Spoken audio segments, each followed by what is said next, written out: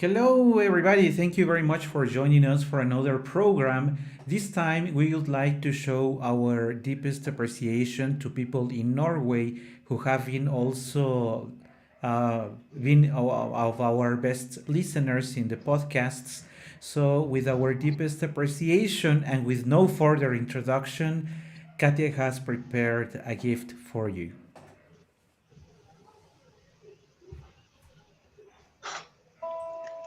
Han skjøvet vinter og vår, både vinter og vår. Og neste sommer med år, og det gjelder år. Men en gang vil du komme deg vedvis, det vedvis. Og jeg skal nok vente på det lovte jeg sitt, det lovte jeg sitt.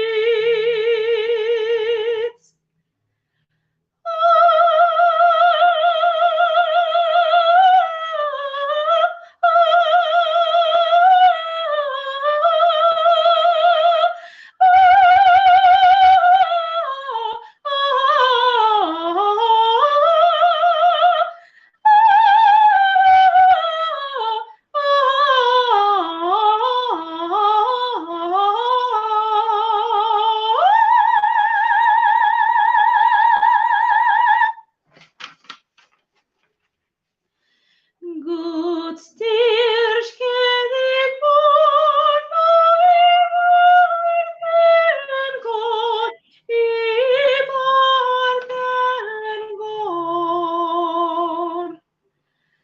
Gud glade til visdom for hans kammer står, på hans fot kammer står. Her skal jeg vente til du kommer igjen, du kommer igjen.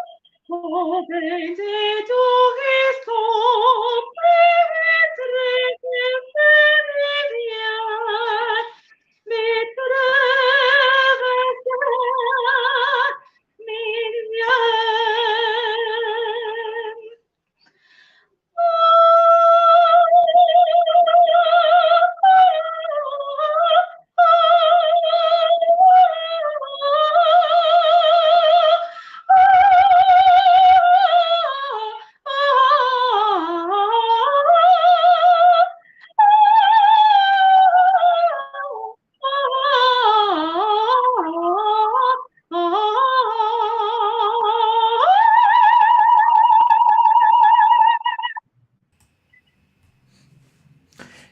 This is such a beautiful piece of music. Uh, I think it's been already a good number of years that I heard it the very first time, but I also remember that I fell in love with it the first time I heard it. How did you come to the conclusion that this was the present for our Norway's audience, Katya?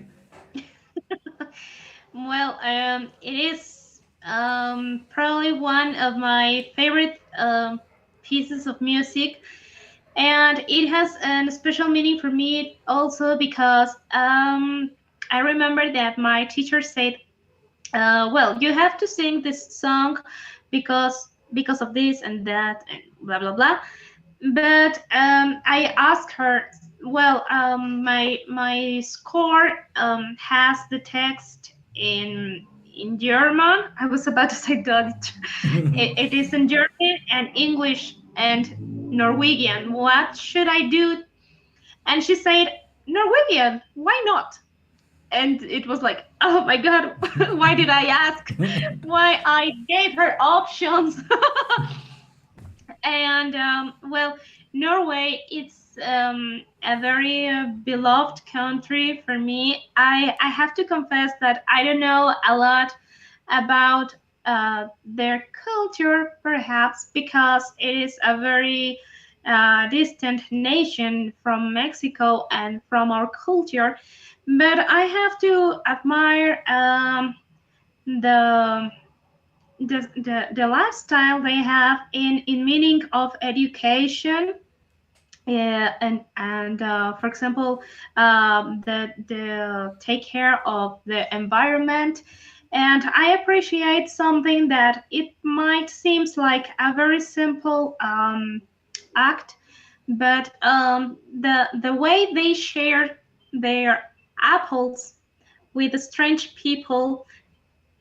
I mean, they literally take the apples from the trees of their gardens and let somebody else enjoy. I think that's a very sweet detail, and these are the things that make me love Norway. Uh, I have to say that once upon a time I thought that I may study my degree in the opera house in Oslo, and I really would like to visit Norway someday, and I hope it is soon. So I did this with lots of tender and from the deep of my heart for all of you. Hopefully, people watching us on YouTube or listening to any of our or any of the podcast apps in Norway, hopefully they send us an email and invite us to join them in Norway. Well, if you at least invite Katya, that's fair enough. If you don't invite me, I will. No hard feelings, I understand. But yes, I have But I met. already earned it. I have met a number of people from Norway, Norwegians, and I find them to be a very nice people, very open. We usually, well, we Latins, we usually see people from that part of Europe as cold, but I still don't think they are cold. They are used to cold, and in a way that has somehow influenced the way they behave. But I find them all to be very warm people. Once you know how to reach their hearts, I think they are very warm people. And this anecdote that you share us about the apples, I think that it describes it to perfection. So, thank you Yeah. very much, people in Norway, for having continued to listen us throughout these past almost 4 months. And now let's get into the today's content. I am going to enjoy a lot the program, and I know that you will enjoy it a lot too. First things first. First, because I will not be singing anything complete. That is always a relief. Yes. And that means That's that means that Katia will be singing a lot more, which is much better for me as well. So yes. And as we have shared in the past, if you have followed our previous programs, we mentioned that truth is people like, in a good number of reasons, opera because of the coloratura. We have had a program in the past that we call the singer's arsenal is in Italian. We described a number of those technical pyrotechnic features that describe the singing, and we gave some examples then. But today's program is completely devoted to this thing that, in general terms, we call coloratura, and that may be a trine, a mordente, and there is a good number of things that singers have to learn. And it is very funny for me because I know that when people are not familiar with the terminology of opera, they usually say that singers, and we use that word in Spanish, do gorgoritos. And I know that this is a word that a soprano would not feel very happy about, because after so many years of study and rehearsal, that somebody says that she's doing gorgoritos is not so pleasant. I understand. But it is very technically challenging to describe part of the pieces that we are going to be listening to today. And as I was sharing, just saying, people like opera or think of opera and think of super high notes, many ornaments that they cannot even describe. And of course, the most suited, from my perspective, the most suited voices for these light, attractive, brilliant coloratura are the female voices, high voices. We have also shared in the past that, of course, mezzos, contraltos, baritones, and tenors can do them as well. But our voices do not have that brightness, are not that do not have the best voice to match those bright sounds. Our sounds tend to be slower, not so bright, not so attractive. There is something challenging that I will be also sharing with you a little later. The different, still coloratura, but a very different way of doing that. I will provide only a A couple of very different examples. coloratura. Very different coloratura, not the bright light super speedy Gonzalez coloratura. It's something a little different.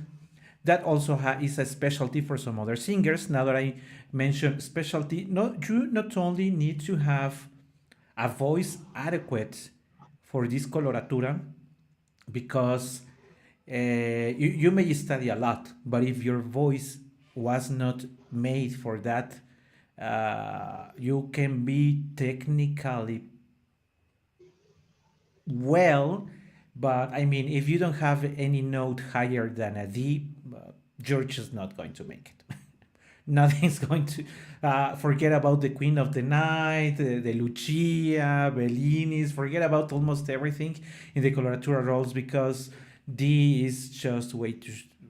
It is not enough in extension to show what you would like to show. And this time I am Yeah. also speaking a little more, because since Katia is going to be most of the singing, it's fair if I speak more, because you know that the voice gets tired. What we do here every week is somehow tiring for the voice, because we have to be speaking and then change to the impostation, sing something, go back to speaking, and then go back to singing. That usually tires a lot the voice, and the best thing to do is let the singer rest between each of the pieces, and to start right after having heard this piece of music that today is dedicated to Norway. Katia, you're going to start with which will be your opening? I've already shared Tornami Vagallar, but I think that it is a very special area for me too. It is one of the first things I tried as coloratura. So I would like to share this again. So I hope you enjoy it. I know we'll will enjoy it. I also shared in the past that for reasons I cannot explain, I do love this area. This puts me in a mood that is, I don't know how to describe it. It just puts me in a good mood. The whole melody that is not complicated, that is not telling a deep, tremendous drama, nothing of that. It's just, just feel it like enjoying life. Yeah, it is like a very playful area. I mean, it's pyrotechnics, but it is fun to sing. There are pyrotechnics that complicate your life, and there are yeah, and there are pyrotechnics that makes you to have fun and to enjoy. So this is one of the second one. Okay, so we'll listen now from the opera Alcina. Yeah, it is Alcina, Tornami a vagheggiar. Tina? Alcina, well, that's what I was thinking of. In Italian, yeah, it would be like that, but I have some hesitation to But pronounce it it's in it. Handel, so it's English. That's the thing. Handel, he was not originally English. There is a story behind it. So let's go for Yeah, Tornami a but vagheggiar. okay, let's see. Tornami a vagheggiar, e solo voglio amar, questa anima fedele, caro mio bene.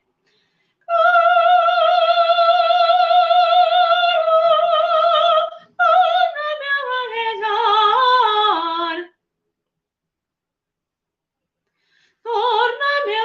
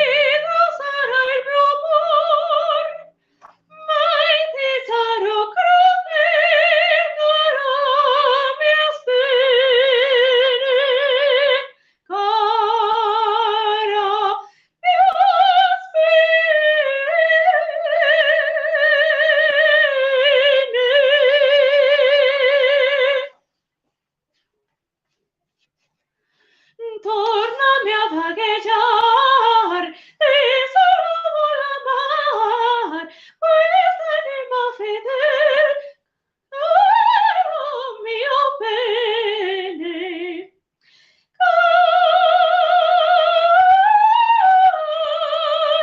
tornami a vagheggiar tornami a vagheggiare.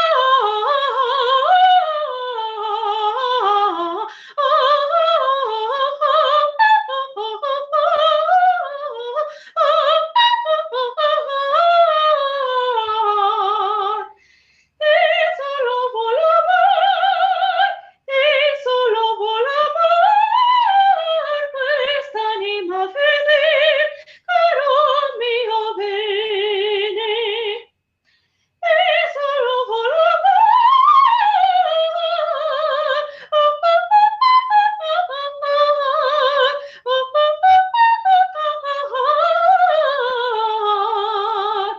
quest'anima fedele, caro mio bene.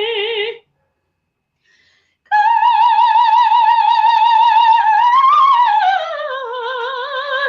mio bene.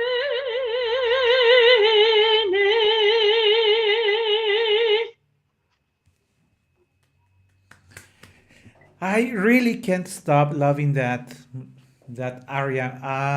Caro mio fedele, and all those expressions are so nice, so warm, so well written that I insist. I cannot do anything but being captured by the melody. Yeah, very sweet Ta-da-da-da-da-da-da-da. melody.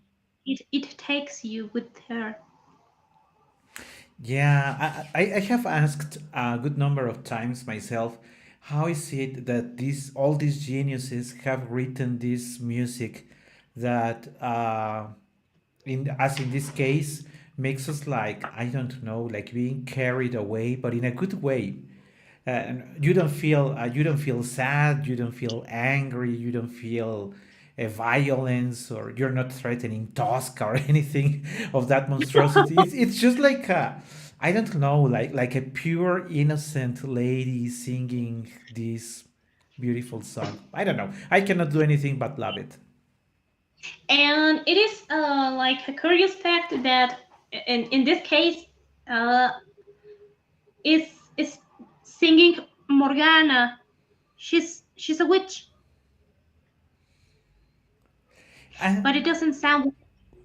And it is also very interesting if we happen to have a third or in a fourth season, if time allows it and our time allows it, that we could go into more detail in any of those operas because there are many times when the plot is very interesting. Sometimes it is very simple, but as in this case, now that you mentioned that she's actually a witch, that is something very interesting that maybe would need further discussion if we took a number of the Baroque arias as well and described the way how a given character feels. And I think that would also be very interesting to do, but we will get there in the future, hopefully. So far, we are keeping it there. I wanted to mention a couple of things, maybe in an effort for people who are not familiar with opera, to share them some more details on how to appreciate a good coloratura voice. And there is a number of things that one needs to take into account. Of course, coloratura voices are usually not loud in volume. We have discussed that in the past. When a voice is loud, is usually not good for coloratura, and coloratura voices are usually not big. They are very bright, they have agilities and a good number of times, but usually not volume. So don't We are like worry. Yeah, so don't worry if you say, but Nathalie Dessès has a small voice. Of course, a small voice if you compare it to Renata Tebaldi's. Of course, but Tebaldi was this spinto soprano that, of course, you cannot compare, or Gena Dimitrova, or any of those. Of course, there is no comparison. If you listen, for instance, to Lily Pons, which some people may or may not like, Lily Pons also has a almost like a girly voice, very small, very bright, very fine. So don't judge the voice of a coloratura soprano based on the volume of the voice. Don't judge it by that. But there is a good number of things that you need to take a look into. And I know that Katia is very expert on that because she has heard all coloratura sopranos that have existed in history. I have heard a good number of them, of course, but maybe not as many as Katia. One of the things that I enjoy the most in coloratura voices is that they have, yes, these super high notes, but that they have a fairly well developed center and bass voice, because otherwise you feel like something is missing. Like if they are not attacking something higher than an A, it's like they lose ground. You cannot hear them when they are singing their middle voice. So a soprano that has a good coloratura, but also has a fairly well developed chest notes, or chest voice, is something that you hardly ever find. It's not so easy Yeah. for those voices to develop those those sounds, because maybe I think we have explained it in the past. Singing is a lot, yes, of technique, but also on the self perception of the singer. The singer knows when he has been singing in what is called the head voice, which we explained also in the past, but he knows how those sounds sound within his body, how his chest knows how they perceive the vibration in their body. So when you are used to using the head voices in the case of the coloraturas that are usually very high in speaking also, when they have to move lower, they are usually not so, they don't feel so safe because they are sensations that they are not used to. So I would say that if you happen to have a coloratura voice that has a well-developed middle and bass or chest voice, do appreciate it, because that means that she will make all her roles more fair, a more believable character. Otherwise, it will always sound like a girl. And even though, of course, that's how they are written, you occasionally have a note that has a meaning within the aria.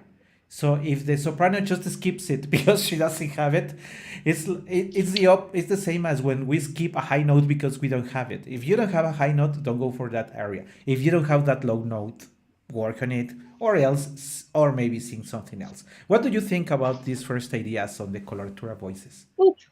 Well, I suffered myself a lot with, well, trying to find this chest voice. When you pay attention, or even if you don't, but my spoken voice, it's like a very high. It's in a very high collocation, and I usually sound in my head voice the whole time. I mean, I wake up and I sound like this, literally. So when I was trying to approach to my chest voice, my teacher couldn't use the reference. Well, use your speaking voice, because I speak like this. I speak here. So she found like a really like a big challenge trying to explain me. She's a coloratura too, but she has a nice chest voice, and she always say me, close your eyes and listen where I'm singing. Ah, feel like it's relaxed. It's a relaxed sound, a thing that you are about to join. Oh, ma. But I tried to make this idea as part of my sound, and it still sounded like a squirrel. Ah. So it was really complicated. I fought to find this voice like about 3 years, and practicing every day and studying not just in practice or vocalizing, but also reading and watching videos.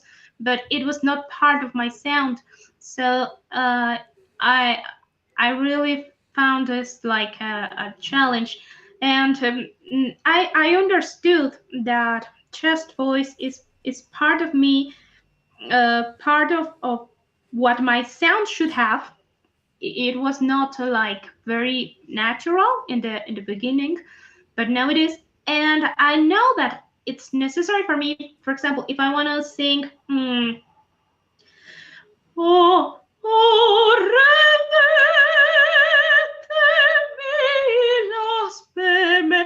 you know, I have to use a more colorful sound. Even for the Queen of the Night, it's not. You can sound like this because you are not a bird. You're not a nightingale. You are the Queen of the Night. So you have to use a vertical voice. You have to use all your body to sing, not just here. But it was a challenge. It certainly is. And now that we are talking about challenges and to give some rest to Katya's voice before she goes for her second aria, I wanted to mention because I was telling her, and many people you may be familiar, if you're familiar, moreover, with the whole uh, set of operas that Verdi wrote, you may be familiar with the fact that first things he started his career very close to the ending of the bel canto. So the early Verdi is very much influenced by the bel canto, even though he's not a bel cantist in the examples that we have shared in the previous programs.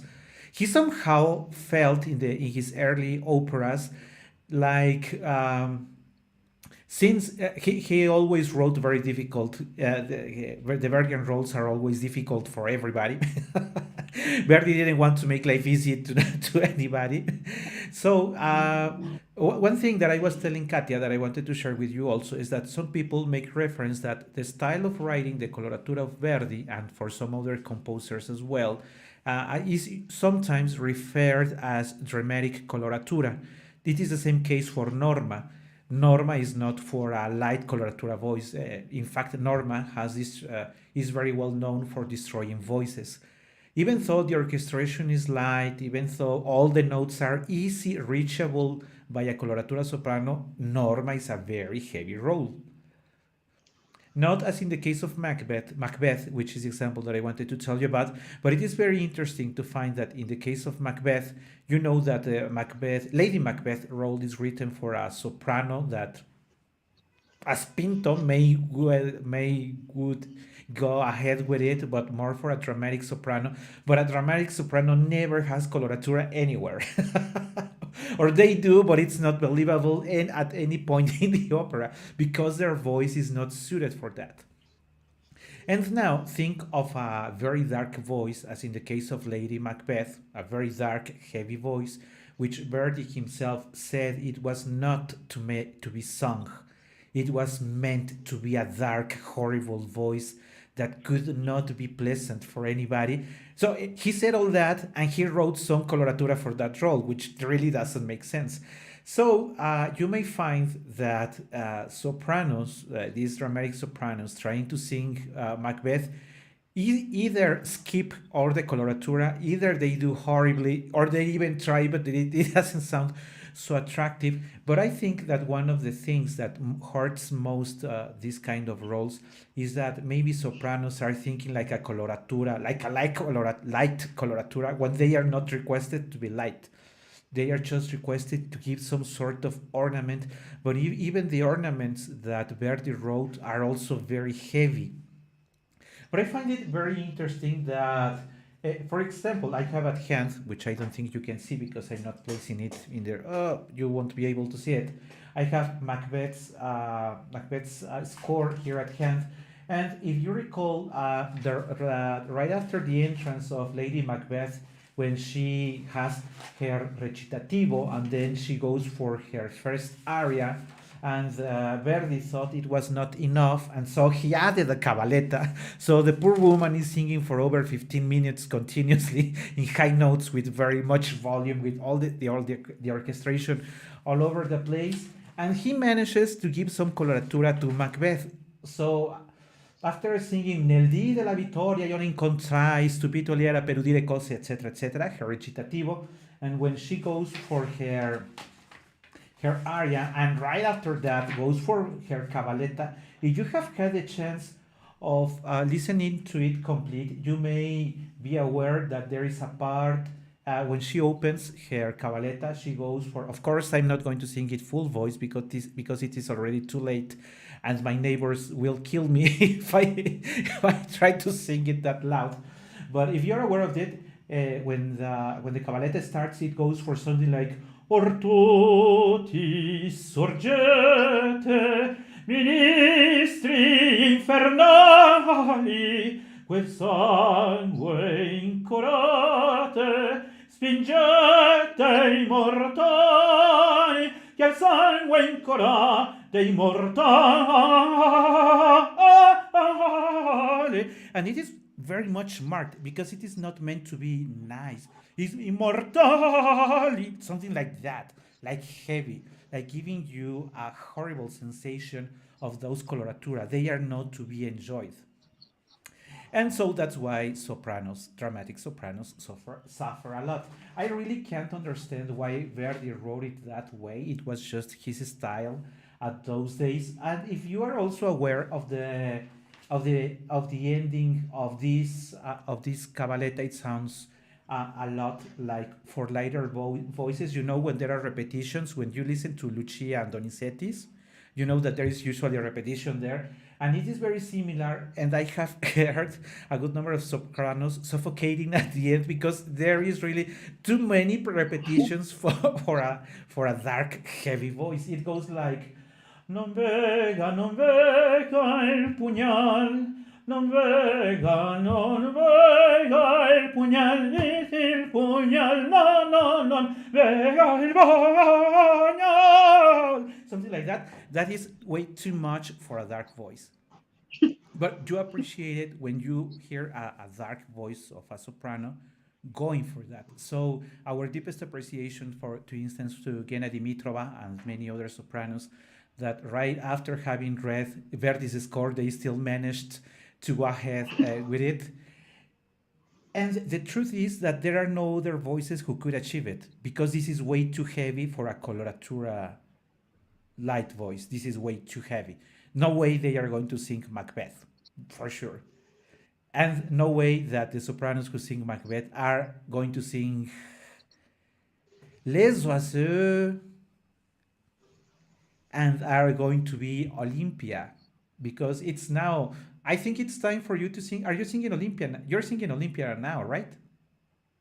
Well, now you spoil. Yes, I'm about to sing Olympia. I was in fact introducing it rather than spoiling it. So, but you know that lovely character Katia has shared with me in the past that she really loves being Olympia. I personally like Nathalie Dessay when she's singing Olympia. And there is something that I have forgotten to put on the screen because today that we are talking about coloratura and sopranos, I think it is fair if I share with you in the screen this funny description of a soprano. So let me, of course, again, we have Katia's disapproval as always. You know that she always disapproves whatever I do. So let's We read never what. agree. We never agree.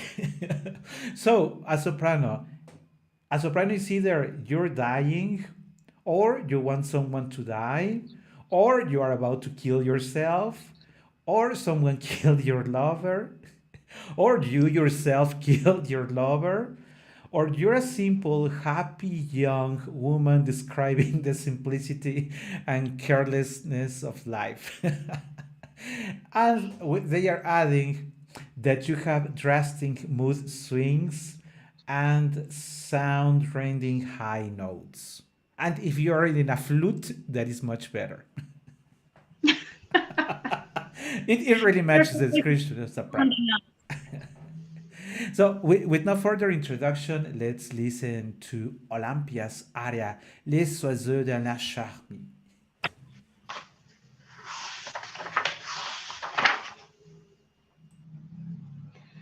Les oiseaux dans la famille, dans les cieux, notre bonjour.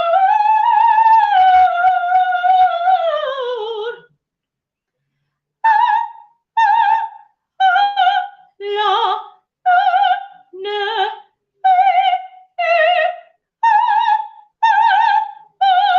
la ne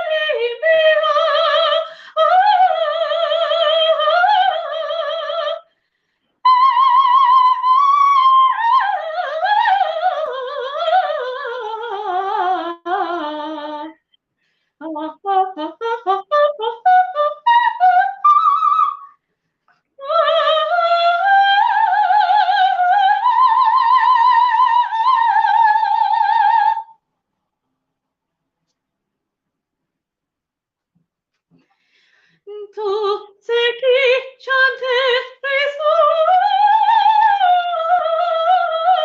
résonnait et soupirait tout amour.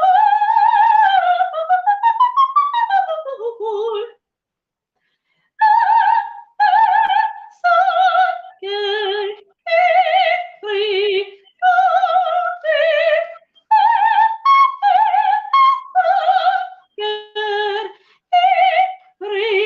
sonne d'amour.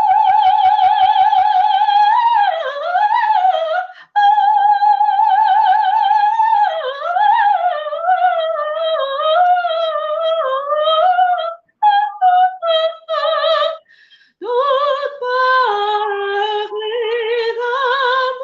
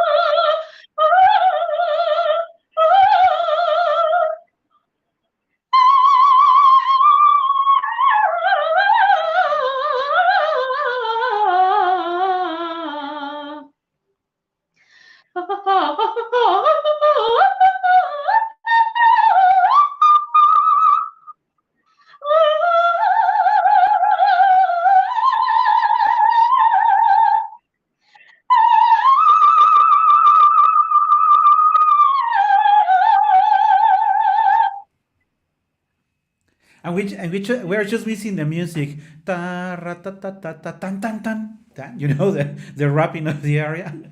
That is, if you have never had a chance of watching a recording of an actual performance of the whole opera of Hoffman's, you're missing a lot because this act, there are each act is for one of the former lovers of Mr. Hoffman, and all the three personalities are very different. And I think the greatest favorites is of course Olympia, this one, the doll song, because of the super high notes. I mean, everybody's like, ah! Second, maybe Julieta's. Yeah.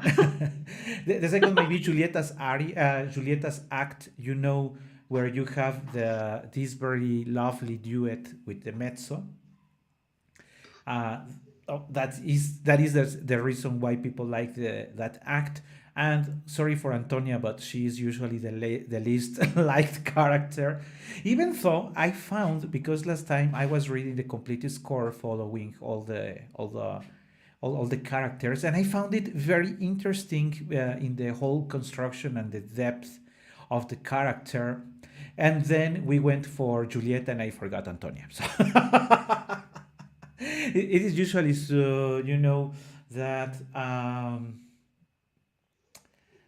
that composition by Hoffman left us this character of Olympia that every coloratura soprano wants to sing, but that not every soprano manages to do it well. And to continue sharing with you a couple of comments on how to appreciate a good coloratura voice. The coloratura voice, even if it is small or sounds very like girly, it has to be still, light, but solid. All her high notes have to be, uh, even if they last a part of a second, it has to be bright, perfect impostation, perfect brightness, going for the whole note. No, how do we say that? The note is not, unless it is written, it is not to be falsetteada. It has not to be falsetto. It has to be full voice. A good coloratura soprano always goes full voice when attacking on we're going for the high notes. So if you happen to find a soprano that is doing something different, is usually playing a trick on you. Yes. Yeah. Um, uh, Taking something from what we mentioned a few minutes ago, the best you have a chest voice, the best your high notes will be. And probably it doesn't make sound, but it does. Uh, if you try to sing only in your head and in your falsetto, it will sound like a rat. Not just girly, but like a rat. So you need to have a very vertical sound, and sing your highest notes from your diaphragm. So it has to sound solid. It really does. Because many people go for the falsetto, not really understanding the texture of their voice, and so they make this, I would say they sound like a pipe, like a metal pipe, like that kind, those sounds that are not really attractive. And I wouldn't like to give any names, but there are many popular singers who do that very often. But that is not the voice, when it is not well placed, it does not run. Well, when it is said in the argot of opera that a voice runs, means that even if you are 10 or 20 meters apart, you still hear the singer. And it doesn't mean that he's shouting. If he has a loud voice, you will notice that there is more volume. But a good impostation, a voice that runs, is heard from far apart. And these voices that do not have this solid, well-developed technique, they usually don't run because they are not being projected. Because singing is projecting voice farther away. You can usually hear them 1-2 meters apart, and then you lose their sound because it's not being projected. It's being, like, I will say, eaten, like being produced and somehow out of the mouth, but it's not being projected, like throwing the sound away. That would be It's some like if sort. you swallow your sound. Yeah. And maybe something to add to these interesting coloratura voices will also be that even if they are singing way too many notes, because they are used to singing way too many notes, a good coloratura soprano has a perfect breath control. If she sounds suffocated in the middle of something, she's not suited for coloratura. She needs to go for something else, because you need to have that capacity that Katia explained us also in the past. You have to find somewhere to breathe because you have way too many notes You have to be very good in the administration on managing your column of breath. So you say, "Oh, I have to sing 4 times." Like, I was thinking, there is a very good example in La Cenerentola. The final aria in La Cenerentola. The mezzo has to sing endless notes, and she has to find a place to breathe. Because just imagine, right after going in the middle of her ornaments and suddenly listen to soprano to the mezzo say, continue, doesn't work. If you really want to go for singing coloratura, you need perfect diaphragm control. Else, even if Yes. you don't have the voice, even if you have the voice, you will not do something good. Now you have to practice your breath. I do some exercises like ah in one breath, or for example,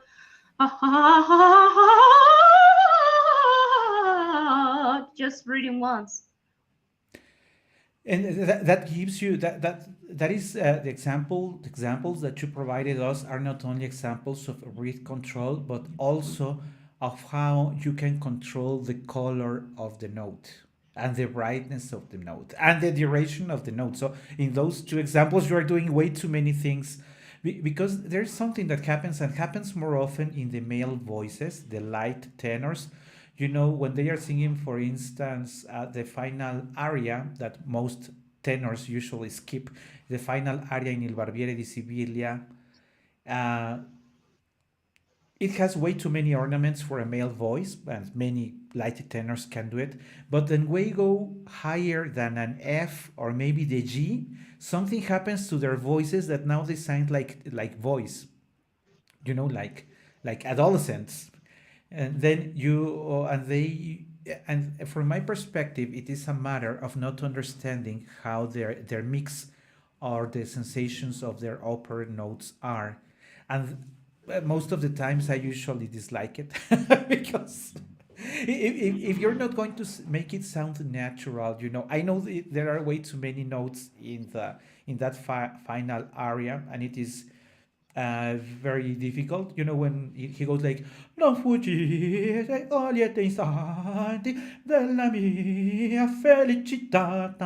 You say, felicità. If he doesn't have the full voice, he, felicità, or something like that, like losing the ground, it really sounds horrible. And there are already many recordings showing example of what light tenors shouldn't be doing because they are unable to manage those high notes. And the same criteria that I shared with you that applies for a coloratura soprano applies for a light tenor. If he has the higher the note he has, he still needs to sound solid. If you notice that his voice now is like an adolescent, then he has not developed his voice well, and he shouldn't be singing the final aria in El Barbiere di Sevilla because the result is not going Or to be anything good. else. Yeah. But enough for the talk. My lord, we are 50 minutes already. So I think it is time to start introducing the third piece of music that Katya is going to sing. And that's where I am going to stop before she says that I spoiled it. So you No, go introduce ahead. it. Go ahead. No, you introduce it. Go ahead. No, I wanted to introduce the past one. So go ahead. So it doesn't matter if I introduce it now. Okay, yeah, got it. Uh, if you followed us in the previous playlist that I had for the 50 music postcards, which is the first time I was happy to introduce Katya to this project, she sang for us. In fact, she prepared for this channel Mein Herr Marquis, which is something that I also, again, I really, really, really, really, really love. Adele's character is just so funny, so refreshing, so playful. Then again, we make the we take her as the example. You take Adele from the Fledermaus, and then nothing else matters. I mean, Okay. I know there is Rosalinda's aria. I know there is the baritone, and yeah, I know. But if you take Adele, then nothing else matters. She's just The girl that makes us laugh from from the moment she It's enters like the stage. the main theme. Yeah. And fortunately for Katya, at least for this case, all the nice, lovely, playful characters are in her range. So Yeah. they have been blessed with all those roles that make us laugh, that make us be enjoy life again, and the whole writing of the Fledermaus is. The thing that I like it most is that every country they usually put the dialogues in their native language. So if you're from Austria or Germany, well, you keep it in German. But if it goes to France, Italy, or we people who do it in Spanish or English, they usually add the funny local jokes in the native language. So there's usually lots of joy around the Fledermaus, and that's why I really, really, really, really love it. And since I pushed her a lot, because I really did, believe me, to work on this piece, that's how she ended up singing Mein Herr Marquis. Why, what would you like to add to my comments of the Mein Herr Marquis? That I prepared this song like in 2 days because you were pressuring me a lot. Yeah, I can. Life gave me the quality of being able to push people, so that's something that I It's sometimes. okay. You don't. It's not possible to be in your comfort zone for the rest of your life. If you want to reach different things, you have to try different things. Yeah, and fortunately to all of us, Katya accepted the challenge, so she went for it. And this is the final piece of music that we have for today. So sorry, time ran very, very rapidly. But I wanted to thank again people in Norway, people of every country that have been listening to us. But give us time. We are preparing a piece of music once a week, once every 2 weeks. So, and there is already a good number of countries that have been following us. But just give us enough time, and please be sure that we will sing something from your country in the future to come. So let's listen to this splendid aria by Adele in Die Fledermaus. Mein Herr Marquis, ein Mann wie Sie, besser was versteht. Darum rate ich jeden an Sie, die Leute anzusehen. Die Hand ist voll Garze zu fein Haar, die Füßchen so zierlich und klein Haar, die Sprache, die Gefühle, die Folly, die Turnure.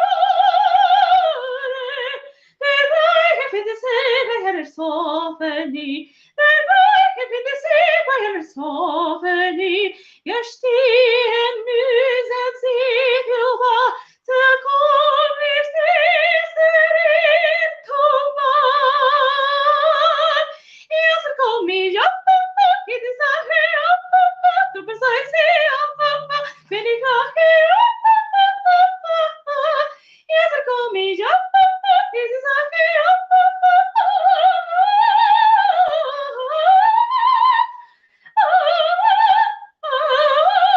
sehr komisch, Herr Marquis, sind Sie. Mit dem Profil im Riechenstil beschenkte mir Natur. Wenn ich dit Gesicht schon genügend spricht, so sieht sie die Figur. Schon der Duft nette sie dann hat, singt diese Toilette nur ein Haar.